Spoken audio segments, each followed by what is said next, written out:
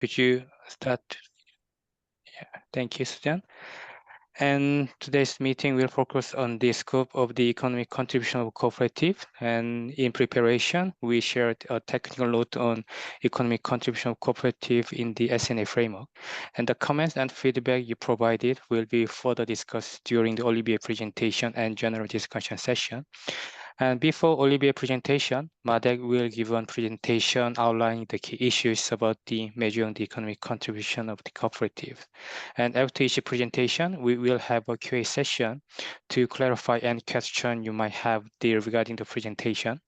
And for the efficiency of the meeting, we kindly ask that any general comment or question be reserved for the general discussion session. And a general discussion session aimed at defining the scope of the measuring economic contribution of cooperative. And this session will be facilitated by Hyung-sik. And we are planning to keep today's meeting around 100 minutes. And at that meeting, we will have a brief moment to take group photos. And before we move on to Madek's presentation, does anyone have anything to share with us? Nawan, can you Yes. show also the screen, the file? Okay. Yeah, about the timing you mentioned. Okay. Yeah. Let me share.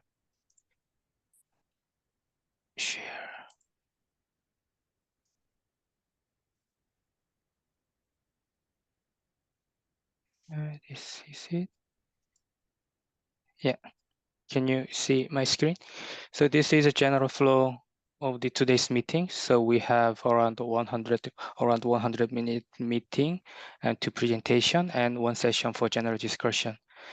And if anyone has to share for today's meeting, if not, let's move on to Madek's presentation. Madek, provide yours. Yes, thank you. Hello, everyone.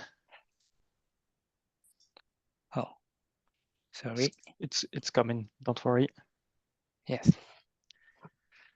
Yes, thank you, everyone. Thank you, Hyung-sik. Thank you, Newon. Thank you, Olivier, for giving me the opportunity to present today. And I'll keep this brief as my presentation primarily serves as a reminder of the ILO 2020 report on measuring the economic contribution of cooperatives, a report I co-authored at that time, and as an introduction to Olivier's upcoming presentation, because he has some answers maybe, or beginning of answers to provide us. Next slide, please. So I want to start by outlining my understanding of the process we are currently engaged in. It's a 3-stage process, and the first step is what has already been done. In the guidelines of statistics on cooperatives, we did 2 things. We first identified key concepts and provided an operational definition of what constitutes a cooperative. And then we explored the potential, the scope, the challenges in measuring the economic contribution of cooperatives.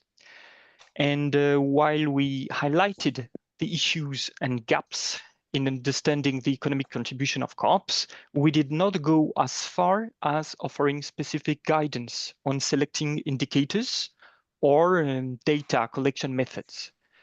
Importantly, we noted one thing, it is that these indicators should reflect the unique characteristics of cooperatives.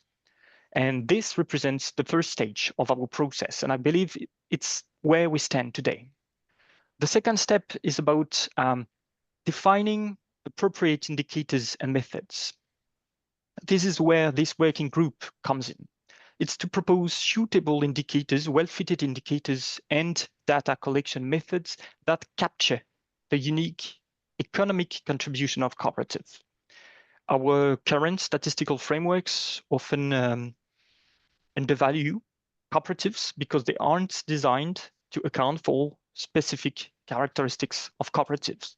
So the goal here is to identify or refine indicators that answer this question: what is unique about cooperatives that need to be measured to fully understand their economic contribution? And at this stage, we assume that the statistical definition of a cooperative is established. The focus now shifts to determining the specific economic contributions that our current system overlook. The output should provide guidance to, for example, national statistics offices, cooperative federations, and others on what data to collect and where to source it. And we have a final stage, I would say, which is measuring broader impacts.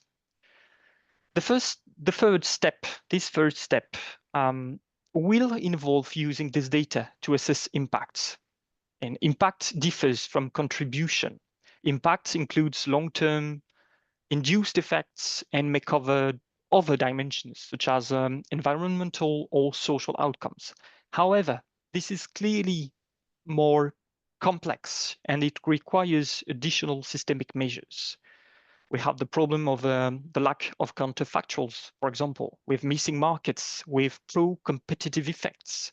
We have to avoid double counting. We have to ensure reliable aggregation.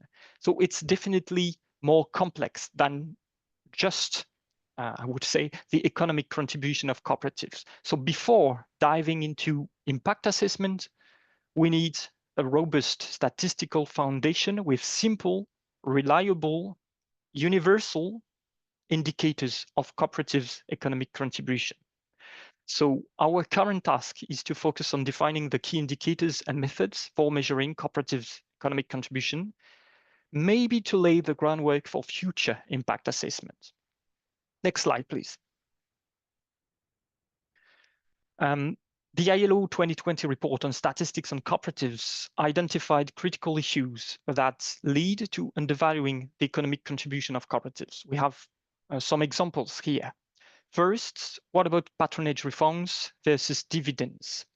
Well, patronage refunds are often misclassified as dividends, but unlike dividends, patronage refunds benefit users and not investors like dividends.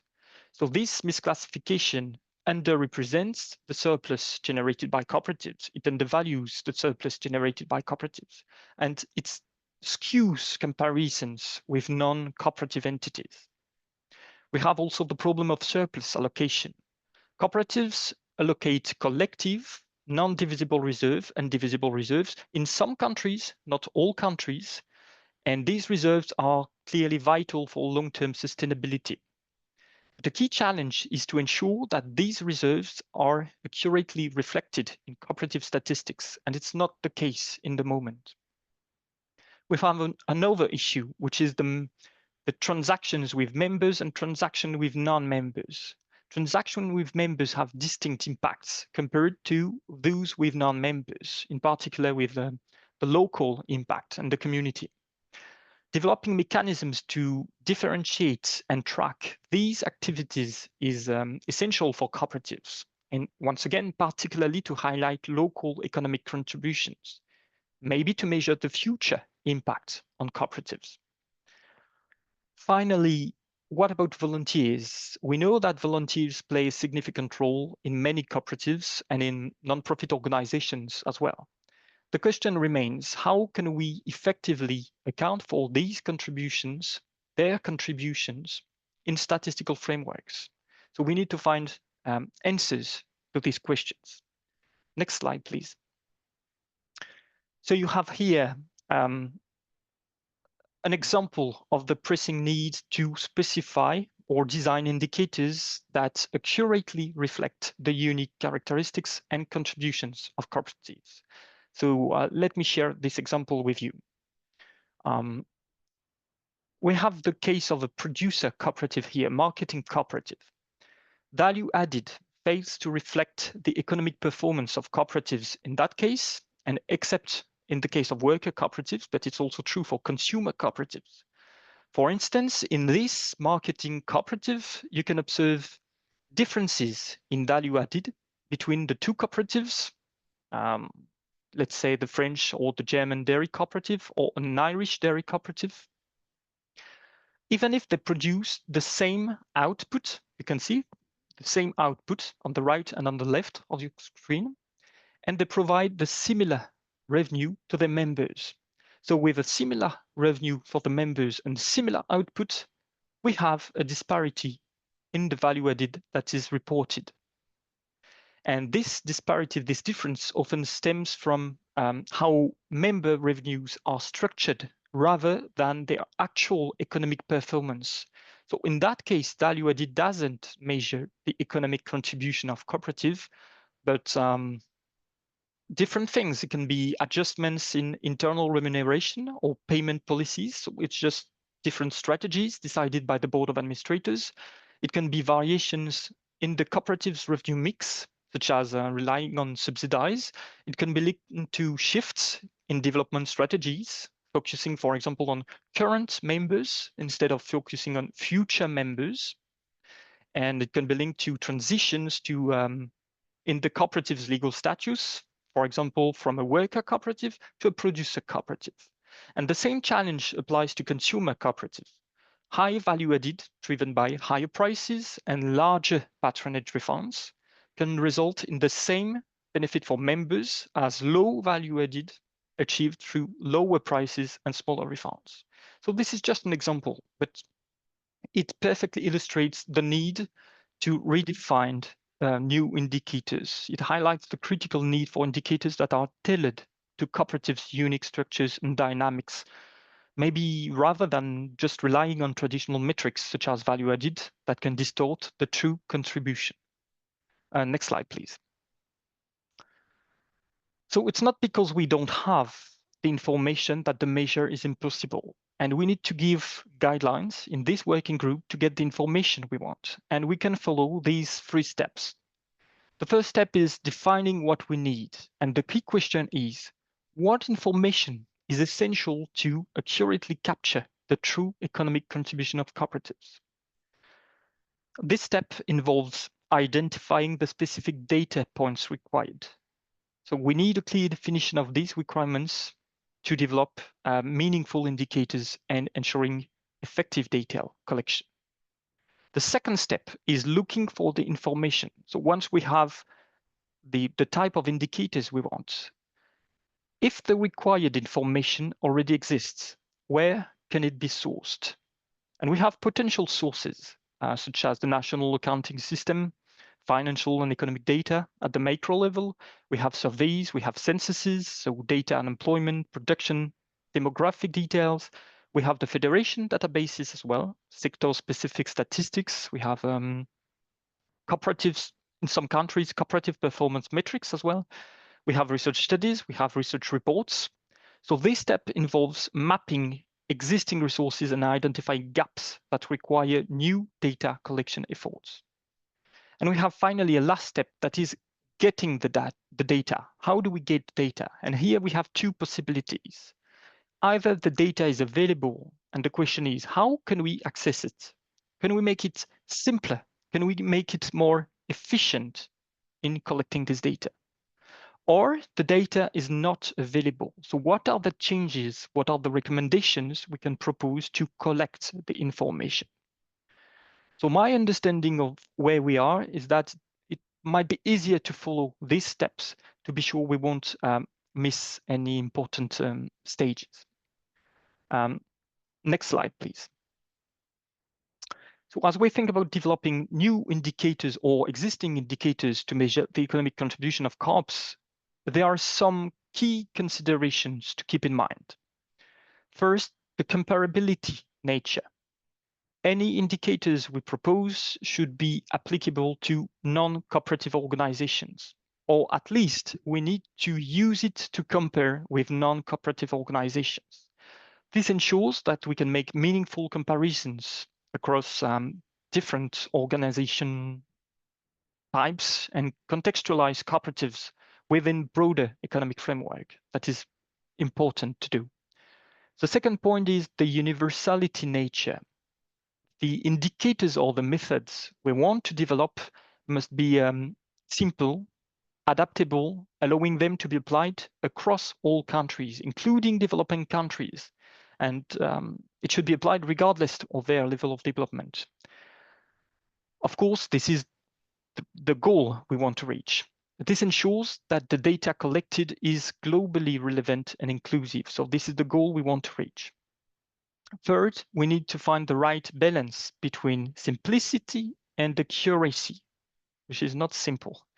While precision is very important, overly complex indicators can become impractical. So we may need to accept some compromises to ensure that the measures are both effective and manageable, especially if we want national statistics offices to collect this data. It should be very clear and simple and not too costly for them. The final point is the feasibility nature. The indicators should not impose a burden on the organizations responsible for data collection. It can be national statistics offices, but also cooperative federations. So practically is the key to ensuring widespread adoption and consistent data collection. So our goal is to design indicators that are not only accurate and reflective on the cooperative's unique contribution, but also very practical, universal, and comparable. This is what I wanted to tell you. Thank you for your attention. I now give the floor maybe to Oliver to continue this presentation, as he's going to give you some new highlights on these key issues that were highlighted in the 2020 ILO's report. Yes, Marie.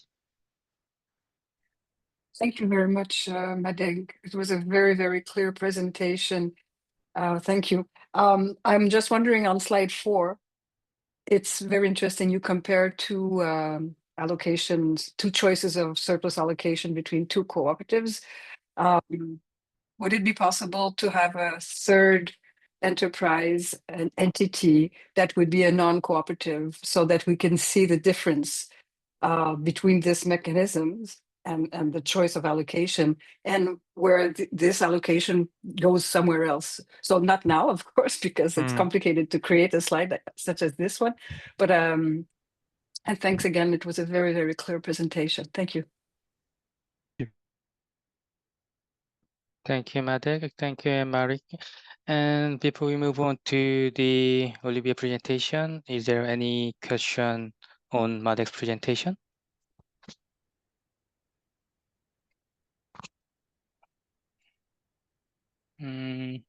If not, we'd better move on to Olivier presentation. So, Olivier, floor is yours. Right. So, hello everyone. I'm just going to present some results from the technical note that you all had. It's a bit of a long note and quite technical. So the idea is to focus on 3 main ideas. So first, what was the purpose and the scope of this note? It was intended as an input actually to support the work of the technical working group, and it provides elements to support the definition of economic contribution of co-ops. As we just saw with Madeg, there's a difference between what we call economic contribution of co-ops and economic impact of co-ops. The first thing is really to understand the economic contribution of co-ops, and this is really the purpose of the mission and what we have to understand, and the final objective of this working group actually. Because once we have the economic contribution of co-ops, then we can have indicators for the impact, that is using some models and multipliers to understand, for example, our co-ops generate more money for territories or stuff like that. And the idea was really to stimulate the reflection of all the experts of the technical working group on the way to measure the contribution, the economic contribution of co-ops, in a way that captures actually their specificities. As we saw, there are several specificities of co-ops, the flow, financial flow that is not taken into account in the SNA. And also, the other objective to have in mind is to support policy development. So the economic contribution in the SNA, the system of national accounts, provides actually the most widely used framework. So it's a framework that is used by national statistical offices to measure the economic activity. And the SNA records actually co-ops in the corporate sector of the economy, And for statistical purposes, they are often treated similarly to other corps. And while cooperatives are included in the SNA, there are distinct features like how they give back money to the members with patronage refund, indivisible reserves, for example. They are not always adequately reflected. So the idea is really to focus on 3 core dimensions. The first one is surplus allocation and redistribution. As Madek showed, there are different types. If you compare a co-op to a private company, for example, co-ops, they give money back to the members according to the activity those members did with the co-ops and not according to the social capital they have inside the co-op. The second one is economic operations. The way actually most of the activity of co-ops has to do with the members. And there's also the third dimension, that is the unpaid and volunteer work. And really the key objective is to identify a small number of meaningful indicators. As Madek said, we have to have maybe simple indicators, but that are easier to collect and to analyze than trying to have a broad number of indicators that are complicated. And if we just catch a little bit of those indicators, it will be useless actually. So it's easier to focus on a small number of indicators to measure actually the economic contribution of co-ops. So the surplus allocation and redistribution, as I just said, they redistribute, the co-ops redistribute surplus via patronage refunds, indivisible reserves, or member equity. And these flows actually, they remain invisible in the standard national accounts. And the challenge is really to align the statistical treatment of co-ops with the SNA framework. Regarding the economic operations, co-ops conduct member-focused transactions, often, as I said, at non-market, because they do fairer price, for example, for the consumer co-ops, they give fairer price to the members. So if you compare a shop that is a member of a consumer co-op, the prices might be lower than a regular shop that you have in your countries. There's also collective bargaining in order to have a more market power, for example, in farmer co-ops to buy farmer supplies, for example.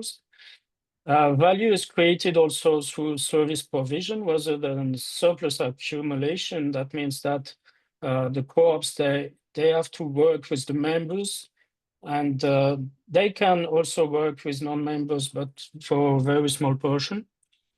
And the idea is also to have standard metrics like GVA that may underestimate this contribution.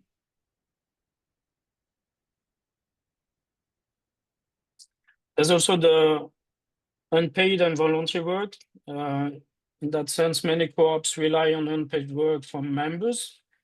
Like, for example, governance. Many co-ops, they have a general assembly. They have what we call administrators that give time to the co-ops, for example, to take care of the governance. There's the service delivery, for example, in consumer co-ops. Some members can give 3 hours of work and get some fairer price for their products. And these contributions actually, they are vital to the functioning of the co-ops, but they remain outside the SNA boundaries and are quite difficult to measure. So there's a need for satellites account or complementary indicators to capture this value. And in the technical note, we also asked you several questions, 8 questions actually, but some of them will be dealt with later in the following months. So today we're just gonna try to focus on the first two questions. The first one was, in the current SNA system, several technical questions may arise concerning co-ops. What other types of technical questions might be raised? So according to the answers we got, you highlighted some additional technical issues that merit attentions. This includes, how to accurately track internal transactions between co-ops while avoiding double counting in national accounts. You also raised the complexity of accounting for multi-sectoral and secondary activities within co-ops. And another point was the appropriate statistical treatment of co-op, of collective or indivisible reserves, and how the contribution to national wealth and savings could be reflected. And the second questions was about the additional aspects of co-ops that should be considered in terms of economic contributions from the SNA perspective. So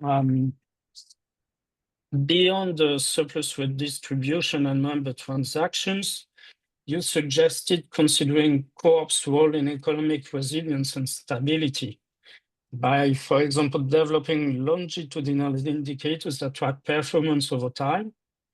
You also pointed to the need to account for co-ops' contribution to addressing missing markets, providing public goods, counterbalancing market power, supporting technical efficiency, and influencing price formation and competition dynamics, which are not well captured by conventional SNA indicators. So some of those points are really important. For example, the resilience and stability of the indicators. Some internal flows in federated structures, and the risk of double counting, whether you are a member of a co-op and you also work for this co-op. So, sorry.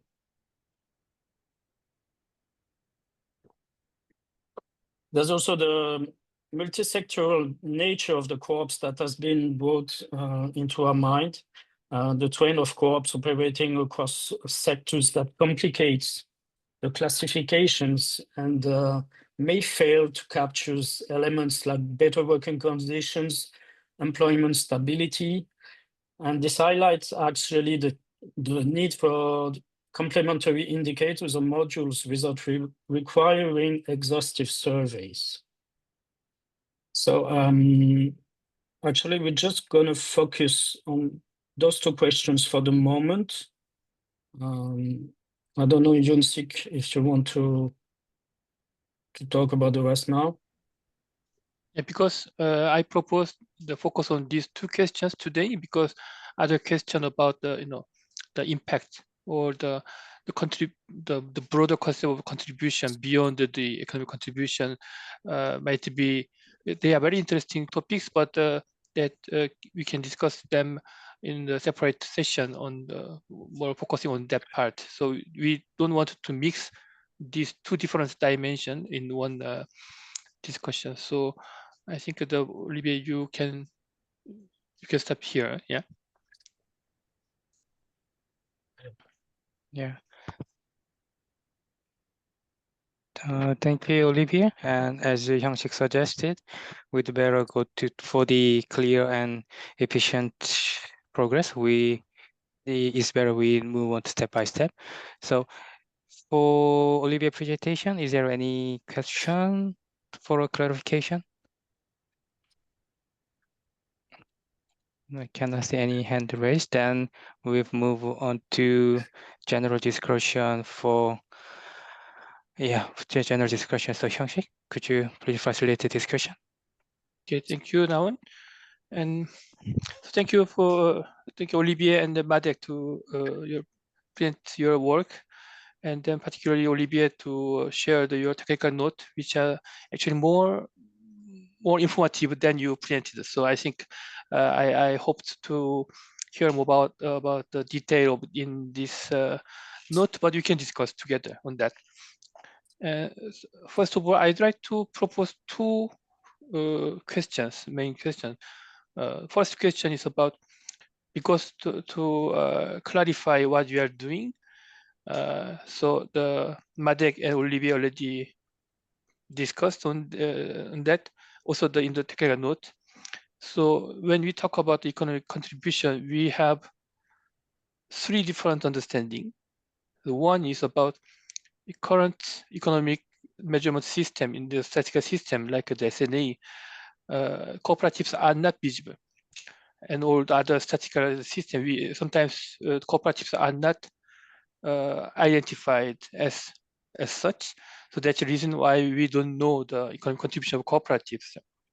But that is one question. But in technical note, we noted that this question might be related to issue of the identifier.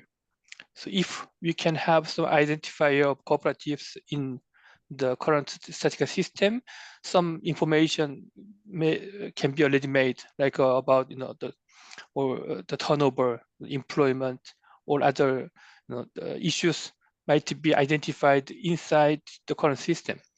But we don't want to discuss on that point, because it's more about technical issue, and David might explain. This issue was very important issue during the pilot project. So David, you can explain how the difficulties the cooperative identifier were found in many countries, but exceptionally in the Italian case, we saw the cooperatives were visible in the statistical system. So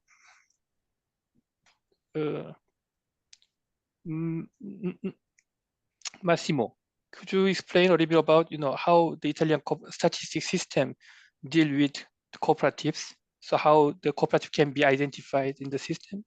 Yes, thank you. Our sources are mainly administrative sources. So by law, we can identify statistically, we can identify COPs among enterprises. So the sources, and we use business register to do this, but our sources are administrative data. So you can our starting point are the administrative data. So in business register, cooperatives can be also identified. Yes, there is an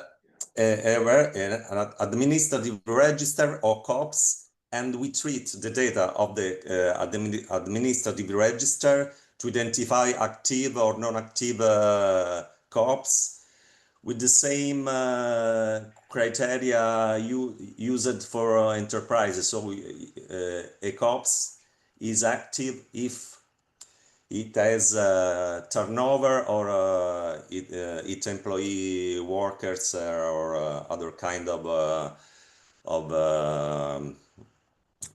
employees. Okay. And Karina, in Portuguese case, do you also have the same system where you can identify cooperatives separately in the statistical system? Well, when we are talking about national accounts, the annual accounts do not separate cooperatives from other corporations. But when we proceed to compile our satellite account, our social economy satellite account, yes, we identified cooperatives as one specific group, and we identify them by crossing many administrative sources and others. Whether it is from fiscal information, because cooperatives have special tax reductions, and there is some information on the tax side about this. We have lists of corporations that have these tax reductions annually, so we use them. It's one source. And we also have our main stakeholder from the satellite account, which is CASES, which is a a specific cooperative that aggregates information on cooperatives and other social economy entities, and they have a sort of, they have to intervene when every cooperative is created. So they issue a special permit, let's consider it like that. And they have a list of cooperatives that they annually license. So it's another source that we use. And we also use our own statistical registries, which gather information from our national register for corporations. So we know that each corporation which is no longer in activity and the new ones that are created. So we cross all these administrative data and specific data to identify cooperatives in national account files.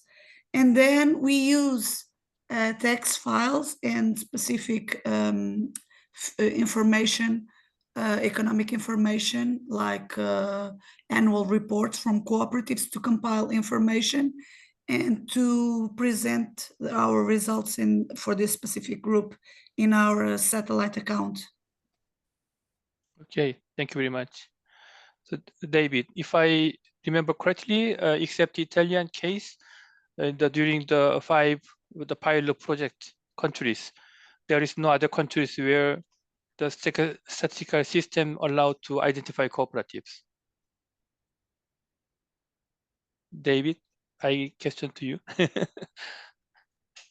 Yes, I'm with you. So I'm not aware that there are, but I suspect there would be. I'm not aware that we've done a complete search of statistical systems to so that we would know which countries separately identify cooperatives in their statistical business registers. I suspect it will be more than just Italy and Portugal, but I don't know which ones they are. Yeah, okay. I think some Central European countries in the European Union, for example, may identify them.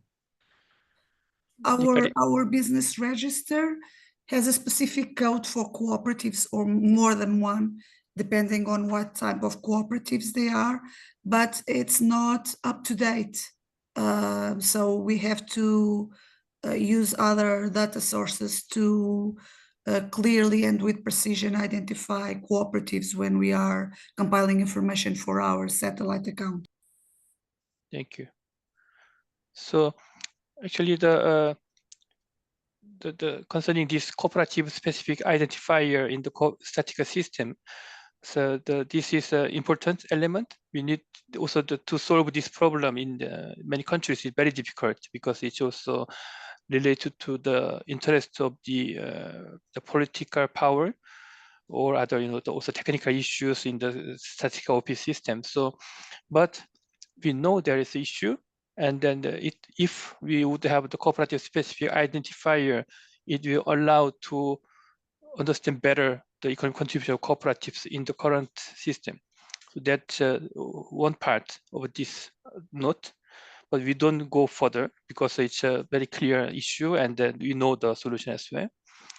And also another issue is that another dimension is that the cooperative impact, as Olivier and Madec said, because when people talk about the contribution, we just start imagining, how cooperatives are good for the society, good for community, to show what is the advantage of cooperative model, etc., etc. So that's a long list of the indicators or the thematic issues you want to raise when you talk about the contribution.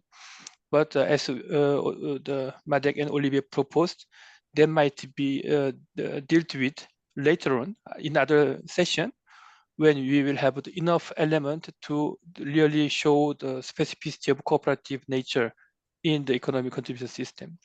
So that's the reason we also put I've realized, the feedback on the question about these issues are very, very interesting. There are a long list of the, the good indicators you can consider, but we will do later on. So the core part we today wanted to deal with is that how the cooperative nature can be understood in the statistical system. And then that's what Olivier presented as the 3 core dimensions. One is about the surplus allocation and distribution and economic operation with members and the unpaid or volunteer work. So that's 3 dimensions Olivier proposed with more details. Actually, each element has more detailed point.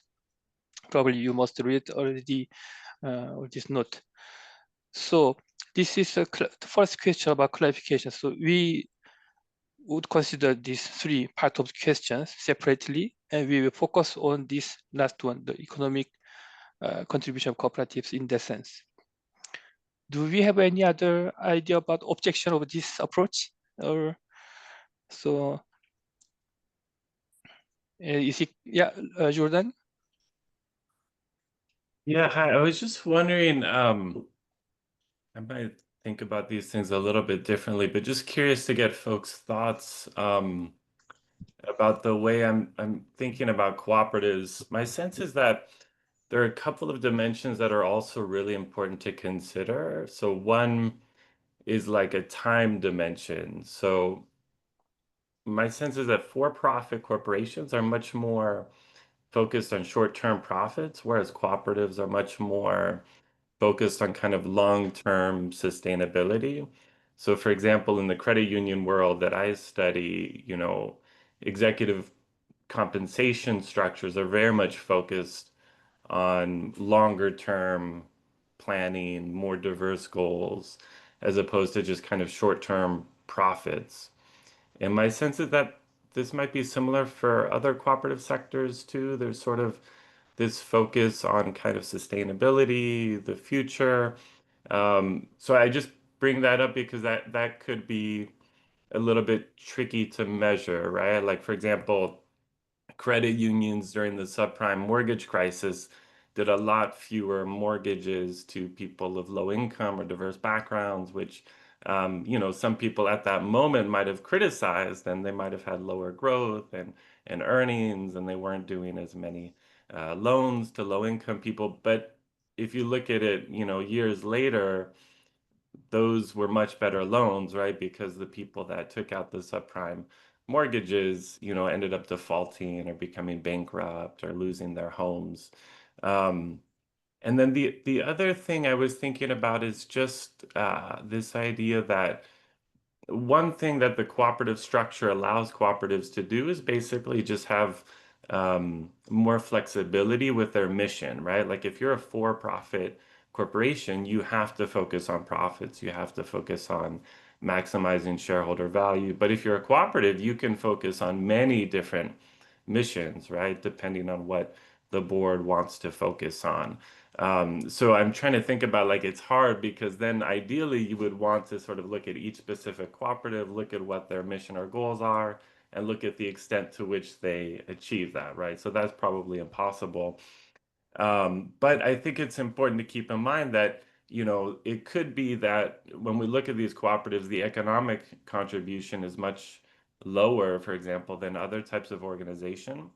But for example, the impact on you know, democracy or the environment or the social impacts could be a lot higher, right? So for example, there could be, you know, certainly in credit unions, but also grocery co-ops that, you know, have more sustainable, healthier, local, organic food. So you look at it and you see maybe higher prices, but ultimately, like, the impact on people's health and longevity and the environment is better, right? Because I'm just saying, like, if we only, I'm of course the economist, but I think we shouldn't maybe just focus on the economic contribution, right? Because it could be that the economic contribution looks worse when you're also looking at the social and environmental contributions.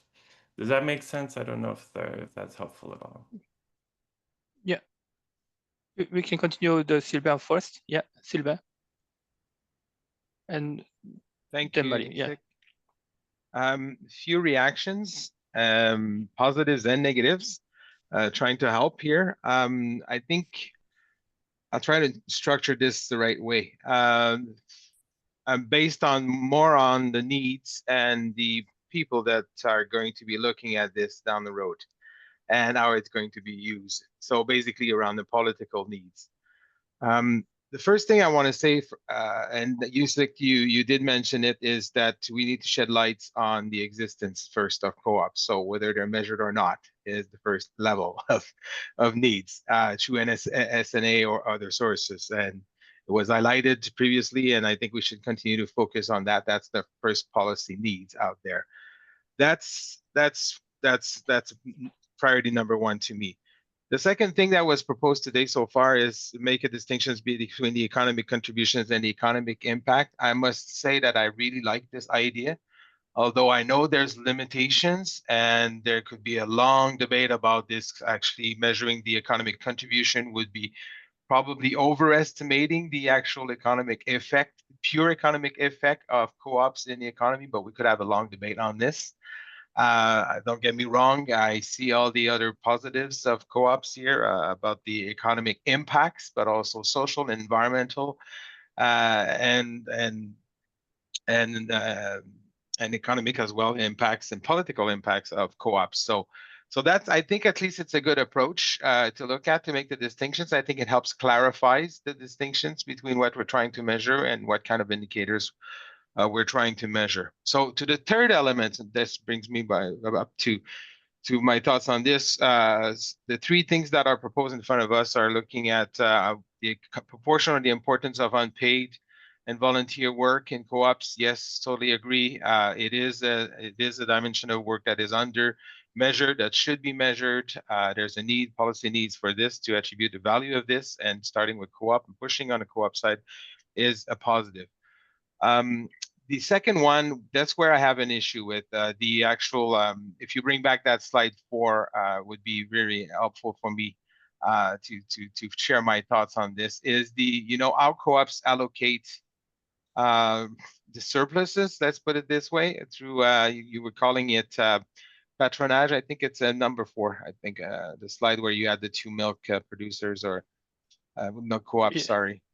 In MECC, yeah, in surplus allocations, yeah. Thank you for sharing this. That's going to help me, at least visualize for you my thoughts. Is the debate here is about how is it important to measure, and what are we going to do policy and economically wise with this information? The allocations of surplus, patronage, and payments of members, and even employee contributions within co-ops, whether it's useful or not. When I look at this, my first reaction is how is this data is going to be utilized to characterize co-ops and make distinctions between them? And you did mention this, I think it was you, Jordan, that co-ops have more flexibility in terms of missions. A workers' co-op might want to put more focus into employees' compensations as their primary goals in order to try to save jobs or create good jobs, or transform informal jobs into formal jobs into the economy, which is another objectives of co-ops. While other co-ops boards might have the long-term longevity, the resilience of the economic activity more as a first priority, and would allocate probably more resources elsewhere than redistributing it to members in the short run. All this to say that there are orientations that can be made by co-ops that could go into one direction or another direction. That doesn't necessarily mean one is better than the other, or there's a positive of having more surpluses versus positive having more patronage and so on, which makes me wonder, what are the policy users going to do with these data? And that's the questions for all. And if we're not sure about what the actual meaning of these data for policymakers means, sorry for that, then why are we measuring it, or how can we measure it better so that it can be useful? So I hope that's clear. Sorry, it's very early on a day off, but this is my first reactions to what I've seen and heard so far this morning. Thank you. Thank you, Silva. Mari, you raised the hand. No? I think Madeg would be able to answer Sylvain, but in a nutshell, if you have a worker cooperative changing the allocation of employment compensation, that would not affect the value added calculated in that cooperative. What slide 4 showed, and I think we could sew it back, maybe Olivier, is that the value added of these two cooperatives is not the same.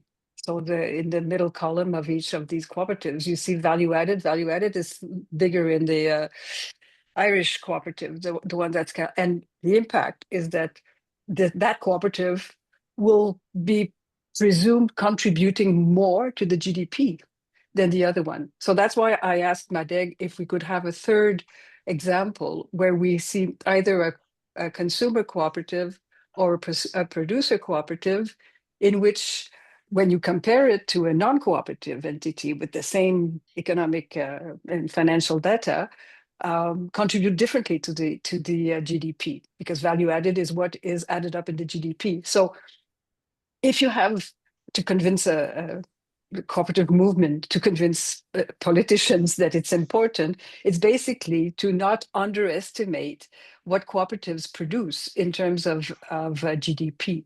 So it's redistributed or pre-distributed, and that's the issue that we wanted to point. But I'm taking Madeg's room here. It's his presentation. Sorry, Madeg. No, you told exactly what I wanted to say. We have here the perfect example of exactly the same outputs, exactly the same member revenues, but the contribution of one COP compared to the other COP is different to the GDP, because the Irish COP will contribute more to the GDP than the French or German COP. But it's just a matter of internal strategy and sharing of resources. If you give more to the present actual members or the future members, if you decide to pay more the members when they bring inputs in the cooperatives, when they sell the products to the cooperative, instead of giving patronage refunds back to the members. So I have the same for consumer COPs, and we have exactly the same question here. So I agree, we need to finally open the black box, the cooperative black box, to understand what's at stake. And it's also highly political. But here, the slide is just to show to everyone, and particularly the cooperative movement, that depending on the decisions, the internal decisions they make, they would be undervalued in the GDP. The cooperative movement will be undervalued in the GDP. And you're right, Marie, if I had put another non-cooperative capitalist entity next to these two examples, we would have seen the difference. So we definitely need to find another indicator, or to refine the indicators, or to add something to value added to account for the real, true impact of cooperatives, in particular in the producer or the consumer cases. Thank you. And concerning the question from the Jordan, I think what you mentioned all are very important, the point, but I think, as I explained, they are more inside of the our future work. So like more indicate the impact indicators, how cooperatives can show their these advantages, because when we don't know about the specificity of cooperatives, we cannot explain why it did happen.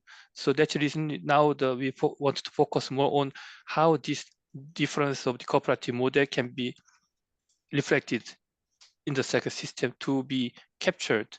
And in that way, we may have the better argument to explain why cooperatives are more flexible, more strong, more resilient, etc.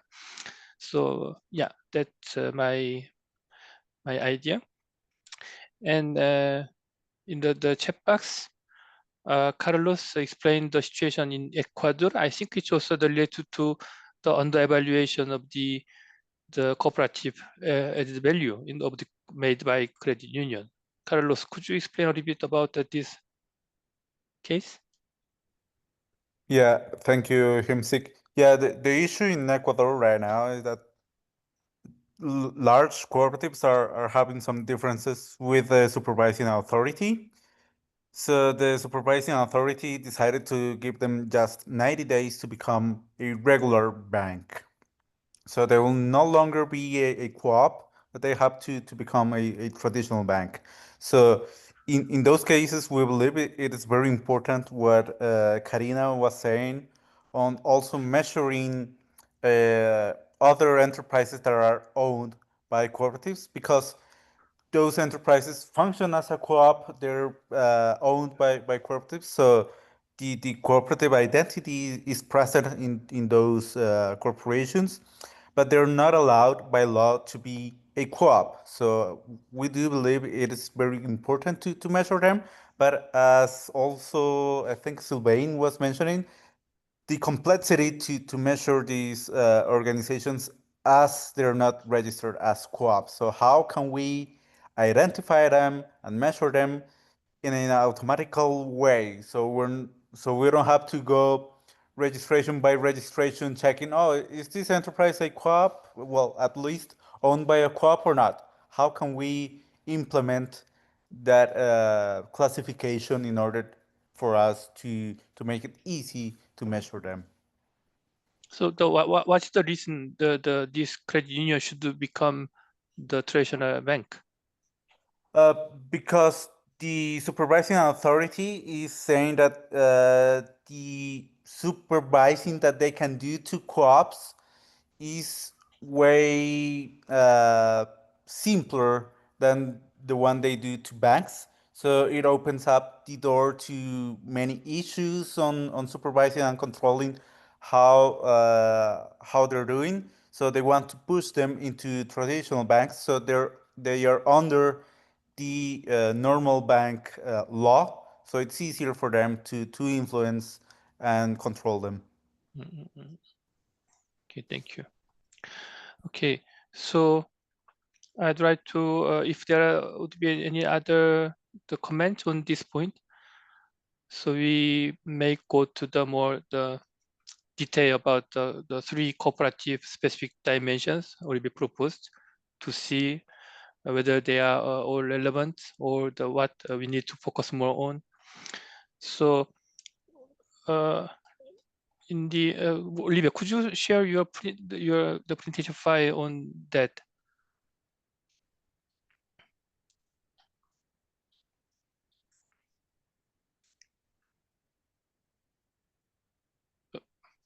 Thank you. Yeah.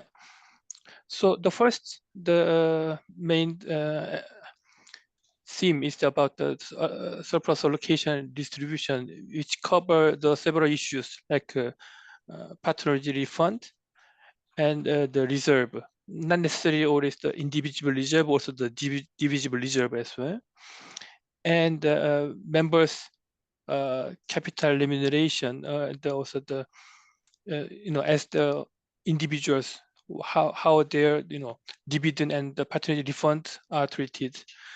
Those things are raised as the key specific element of the cooperative in this regard. And second dimension is the economic operation in terms of the member transaction, different form of the member transaction in private cooperatives, consumer cooperatives, and workers cooperatives, and also the economic operation to make contribution to the society, community, and also the internal, the mutual support. And the third, the dimension is unpaid and volunteer work made in the cooperative. So these are three main, dimensions we identified important. Do you think there are any other dimension we can also consider, or we forget? Malu, in your the input you mentioned about also some public subsidy and tax issues. Could you explain a little bit about what you think about those elements, which looks important in your country? Actually, that's what I was supposed to ask. Do we not consider the taxes paid by cooperatives as one form of economic contribution, or um, with it, we do not include it in these dimensions because these are common to all other enterprises.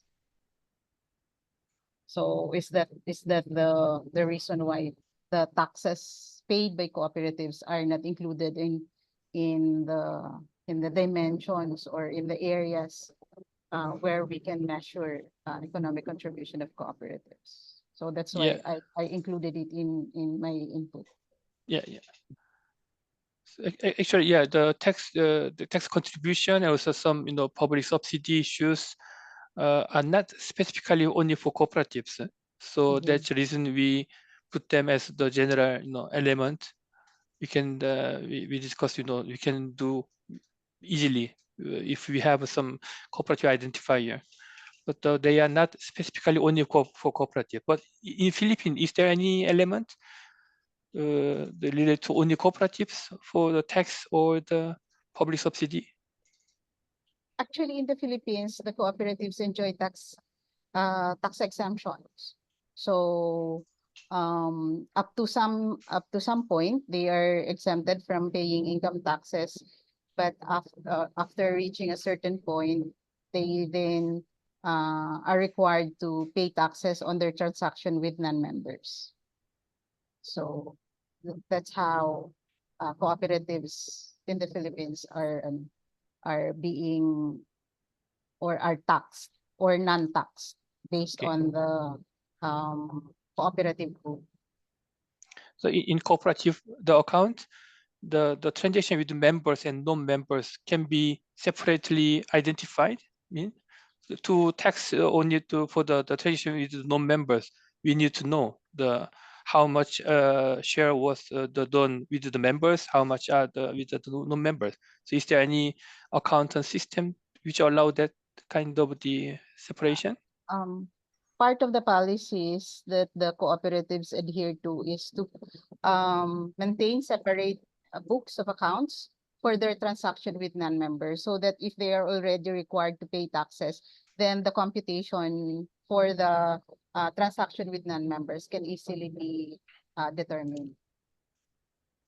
So it shows the reflected in the balance sheet or the fiscal declaration when they keep the two book differently. It's not reflected in the final audited financial statement, but the cooperatives keep these separate records in their offices. Okay. So if the supervising agency or the regulator would like to look into it, then they have the records. Okay, thank you. Fatih, please. Yeah. Thank you very much. I think I can say I can offer another dimension point, but it's highly complex. But maybe good to discuss it here. Besides surplus allocation and redistribution, I think there is another function of cooperatives that reduces costs of its members, mainly in consumers' cooperatives. We can think of this thing like an alternative cost analysis. What would happen if those cooperatives weren't there? Members would pay higher prices for the services and products. Or another point, cooperatives are hindering the occurrence of monopolies in certain geographies. Those are not on the financial statements of cooperatives. It needs higher economic analysis tools, but I think there's another bigger side of the cooperative economy that needs to bring some light on. I haven't wrote my inputs yet, but I'm planning to give some details with my input. Thank you. Yeah, thank you. Please put what you explained in your input note, so you'll be very be welcomed. Thank you. And in the chat box, there is some interesting discussion among you. So just let's do it a little bit openly. So the Jordan, you can state what you made the question, and others can make the answer in a, verbal way. Jordan? I appreciate the comments in the chat. This is very helpful. I guess I'm just trying to think through, like, would we say that these three things are, in fact, the core dimensions of sort of what captures the main impact of co-ops? So I'm trying to think through, like, redistribution. Well, that also happens to some extent in the for-profit sector. Maybe it's a little bit different, allocated somewhat differently. I'm still reading through the comments, so thank you. And then, like, unpaid and volunteer work, like this is also done a lot in the nonprofit sector. Like, I'm on the board of a nonprofit organization. We all volunteer. There's significant volunteer time, perhaps even more in many cooperatives. And then, yeah, economic operations. I guess I'm just wondering what people think. Like, are these the three core dimensions of cooperatives? Because when I think about, like, the core dimensions of cooperatives, I think more about other things, like maybe that's captured at the bottom, like, democracy and long-term thinking and being able to focus on different goals and missions and things kind of in this line, which I know are very difficult to capture. So maybe it's not timely, like it's been mentioned before, but I do wonder, like, if we're thinking about which statistics to collect and which data to collect, whether we might want to also be mindful about some of those things, even if they're hard to capture. Thank you. David? David, yeah. Just listening to the questions and discussions, I think it's important to differentiate between things like variables or indicators that we can actually incorporate in existing data sources and the sorts of things that we might want to, the sorts of analysis that we might want to do with those data. So I think we need to understand both. We need to understand but some of the things that people are mentioning are things that we'd like to put into the sorts of things that could go into an analytical report. But we need to include in the available data sources the relevant indicators or variables that would allow that type of analysis to do. So I think when people are talking about the various types of indicators or uses they'd like, or the types of analysis they'd like to be able to do with the data, it's important to distinguish between, okay, so some key derived measures or analytical points that we might want to make, and the actual data elements that need to be included in data sources to allow us to perform that type of analysis. Thank you. Thank you. Elizabeth? I don't know whether that was clear enough, but yeah. Trying to put also my thoughts together, and as I promised, I'll provide some more feedback. And yeah, I mean, I guess here is no harm to just brainstorm and provide feedback, even if it's not feasible or if it's not something that can materialize. So we can be, I guess, as creative and as broad as we can, and then the job is to streamline and see, what will be priorities, strategically, and or also practically what can be done in the shorter and longer term. Just to reinforce the importance of accounting here and accounting standardization and harmonizations. So I think really one of the recommendations, or the broader recommendations and implications of all this exercise, is to really argue for the need for more harmonized and, kind of aligned accounting standards at the international level. And again, this is a big project and not very short term, it's not very feasible in the short term, but it comes again and again. And it's one of the ways we will argue and cooperatives will argue, is one of the ways having aligned and accounting standards internationally is a way of identifying and making cooperatives more visible by choosing to account and using this particular reporting and accounting formats. So that will also help in identifying who they consider, because if you're forced or you you're forced to comply with a particular format, you need to have kind of the basic characteristics of cooperative and report against those. So this kind of helps in this discussion. In terms of the metrics now and talking about distribution and measures, again, is very much an accounting discussion, and still trying to get my head around the link between what companies report and the impact they have on these macroeconomic measurements. And I'm not sure I'm very clear in that link, but at least in terms of my accounting financial reporting perspective, what we're talking about as defining characteristics of cooperatives is member democratic control and mutual benefit. So we really need to try to look at the member participation and try to measure member participation in terms of economic participation and financial participation. So as we have already discussed extensively, how members participate is through enjoying assets or services, through transactions, through use. So that takes a form of patronage or working in a cooperative. But also this participation is around distribution based on trade. So it's about trying to, and I will put my thoughts again in more specifically, but is one of the key issues is difficulties in classifying dividend, what I find, and in trying to define and measure capital. So in many different accounting systems, there is difficulty in classifying members' contributions as debt or equity.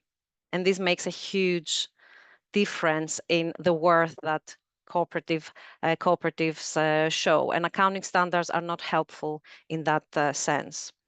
And yeah, going back again to the confusion that exists, I think, in policy in terms of differentiating between income distribution and patronage dividends. So this is another area, I think, that patronage dividends in cooperatives is different from is price adjustments, right? It's based on member use or how much the suppliers, the consumers, use the services or the prices or the wages for worker cooperatives. But yeah, it's distributed on the level of distribution. But when we talk about income into distribution, this includes allocations to indivisible reserves, and the key difference is that these are democratically decided. Yeah, so we have this collective ownership and control. So I don't want to go again in technical detail, but I think these are areas that need more refinement in accounting terms and how we measure them, and very key. Thank you, Elizabeth. And yeah, so is there any comments for this? You can probably the review the technical notes about these three dimensions, which are I think quite complete. So you may give more idea about what you are missing, or you think it's not cooperative specific, but it's more the general or other things. You may give more comments on that. Yeah, if you did not share your input yet. And no other comments. Yeah, actually, what we would like to proceed is that when we would have the kind of the general agreement on the core dimensions, we might collect information from you about this element in your country or in your context. For example, how the partial refund are reflected in for accounting system or the statistical the work or etc. So how they are realized, because although we talk about the partial refund, we also know that in different countries they have the different kind of practice which are not always the same. And particularly when you talk about the indivisible reserve, some countries, I think in the US, there is no that kind of concept. It's more Latin concept of the cooperative indivisible reserve. So we need to check how these elements might be more broadly used or not, and how they are materialized in different contexts. So this kind of the data we would collect from you to have more the concrete picture about this element. Then we might have more discussion about how this element can be really materialized in terms of statistical tools, the concept or not. And then we might have some discussion about to have a clear and also concrete element to how say that, to capture as our own proposals. So that's what we are thinking at this point. But we will have actually next week the team will have some meeting on to examine what might be the next steps in with more details. So yeah, Mari, please. Oh, yeah, I was trying to raise my hand earlier, didn't manage to. What about indivisible reserves? You mentioned that they're not equally implemented in different countries, but in many countries they are. Is this included in number one, surplus allocation and redistribution? Because the long-term non-distribution is also a specific aspect of cooperatives, even if they don't have this obligation per law to constitute indivisible reserves, they will nonetheless have them as because as Jordan mentioned, they think long term. They are there for their users. They are there for the long term of the future users. So calculating how much they own in right now, not necessarily, will they own it forever? And in response to one of David's questions is what happens if they shut down? Well, it goes to another cooperative. So it's a long-term investment that cooperatives do. And just calculating that value is interesting because it is safeguarded from being redistributed. So it may look like a very irrational gesture from a capitalist point of view, but from a cooperative and sustainable development point of view, it's very rational. So I hope that we have this. I've not read the new version of the document, Olivier, so I'm sorry, maybe it's already in there. I will look at it. It's actually in part 3.1.2. Yeah, it's already yeah. Olivier. But actually, this goes back to the equity of a co-op that is made of the social capital. This is one line, and the reserve, they also go in the equity capital usually. So this indivisible reserve is also used to have a better financial profile for banks. For example, when the co-op wants to go to the bank and ask for a loan, this part of indivisible reserve is usually used to have a better financial profiles. Yeah, Mari? But I'm also thinking of value added where, let's say, a housing cooperative will contribute less to value added because it practices low rents to its tenants, but it's keeping its footage on a large value of assets. And so there's this category of consumer cooperatives that own a lot of assets, and just the fact of owning them doesn't show a contribution to the GDP, because they're practicing lower costs to their consumers, but they may own quite a bit. So that's why I'm mentioning it, because it's quite a cooperative specificity, especially in consumer cooperatives. Thank you. Yeah, we are now almost running out our planned time.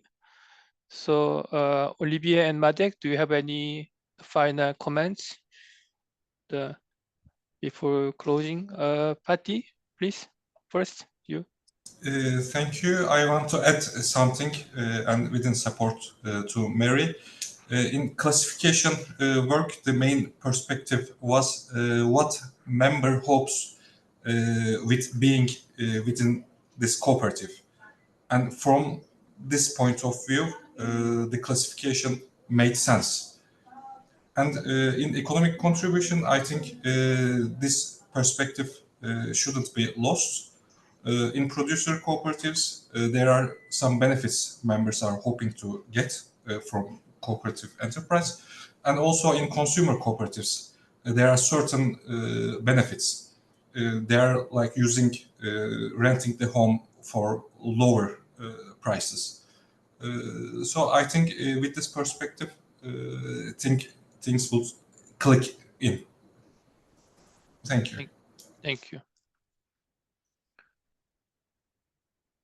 Yeah, and also if you see the technical note, we put 3 different level of the cooperative benefit contribution, like individual members level and the organizational level and the community and society level, which we can also see how different cooperatives role might be differently understood according to this different level of the unit of the analysis.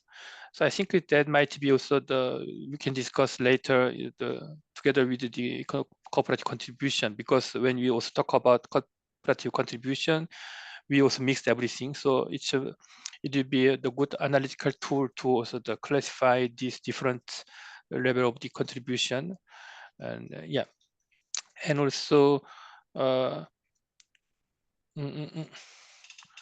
yes. Okay, so I think now Olivier and Madek, you can have some final remark about what you got from these discussions. No, I think it was a very interesting discussion, and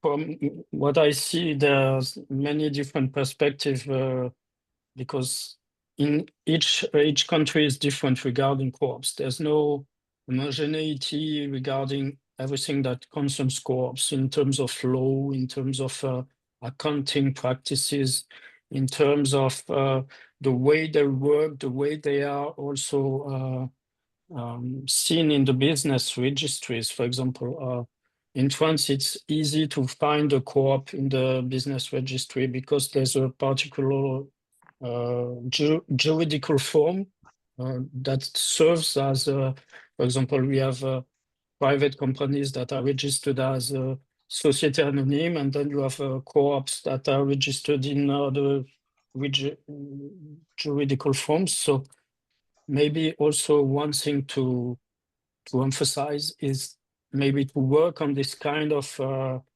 way to register co-ops so that they are more visible in the registries as well. Thank you. Yeah, Olivier, you pointed out that heterogeneity is a major challenge here for us because we all come from different contexts, national context, different types of cooperatives. And I think the challenge is to find the smallest common denominator, right, for all of us. And of course, the indicators will not be perfect. It can't be comprehensive, it can't be perfect. We just need to find some common denominators and some common methods to apply everywhere at every level of development, and then we can start. And then year after year, we'll improve and we will we'll make it more comprehensive and complete. And I think Shimel posted in the chat that we can also refer to resolution number 193, because they talk in this resolution about member economic participation, informal economy. So if we make the link trying to find the least common denominator without opening too widely the black box of cooperative, because depending on the country, it can be a mess, but just finding the key principles to better catch the contribution of cooperatives in the world, it's going to be an improvement. And even if it's not perfect, we won't be able at the end of these 2 months to measure governance, social impact, environmental impact, economic impact. It's not possible, but maybe we can try to catch what we can measure and to find a common agreement on the indicators and methods. Thank you. Thank you. So as we heard from the Karina, that the statutory account might be the good way to also capture the specificity of cooperatives. So I think at a certain point we plan to hear from the Portuguese experience how they made these things. So I'm very excited to wait for your contribution. But we will come back to you. Okay. Yeah, thank you.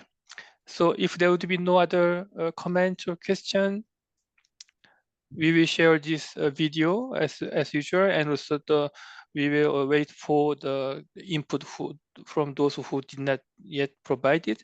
And as I mentioned here, on the drive, you can find the other document, even the technical working group on SSC. Also, you can access to see the watch there, the meeting video, and also the all contribution from other members. You can find also in detail. So it might be also useful for you to understand also yeah. But just as I mentioned, if you use those materials for your research or whatever, just let us know. That's the only condition. So that yeah, we can discuss freely on that. And if not, we plan to have a next meeting in September. And meantime, probably we will propose you some homework, some more homework. It would not be heavy, but it might be something. So you can come back to you. And now on, you can. Yeah. Yeah. Okay. Thank you for your all valuable participation and contribution. And I think we cannot make our conclusion the scope of the economic contribution we want to measure today, but based on today's discussion and input you provide, we will work on that, narrow down the scope of the economic contribution we will measure. And thanks again to participation to the meeting. And before we close our meeting, we want to have a brief moment for taking photos. So Sujan, could you help out to take photos? Okay. And everyone, could you help to turn on the camera, please? Yes.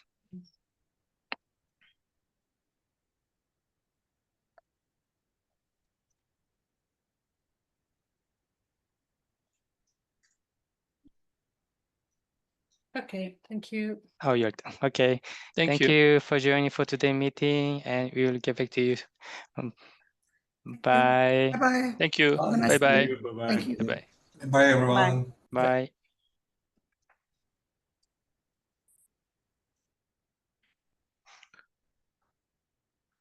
Sujan, it's easier for me to share through the YouTube. So